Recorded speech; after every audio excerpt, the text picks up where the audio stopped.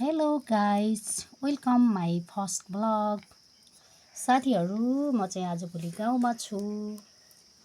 अब गाउँमा बस्दाको फाइदा हेर्नु साथीहरू, बजारमा चाहिँ यही तरकारीहरू टिप्न जाँदाखेरि यही तरकारी किन्न जाँदा कति धेरै पैसा खर्च हुन्छ। अब बारीमा आफ्नै बारीमा अब धेरै प्रकारको तरकारी टिपेर ल्याएको छु मैले। गोलभेडादेखि लिएर भाँटाहरू, तिते करेला, फर्सीको मुन्टा, सिमीहरू सबै ताजा ताजा फ्रेस तरकारी बनाएर आज रोटी खाने हो। बन्दैछ भन्छ है साथीहरू, हाम्रो घरमा आज मिक्स तरकारी बन्दैछ। यो आलु, यो भाँटा, अनि यो चाहिँ करेला, अनि यो चाहिँ सिमी, अनि फर्सीको मुन्टा, तिते करेला, फर्सी, गोलभेडा, डल्ले खुर्सानी।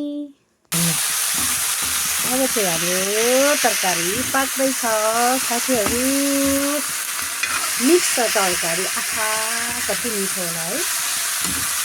रोटी तरकारी।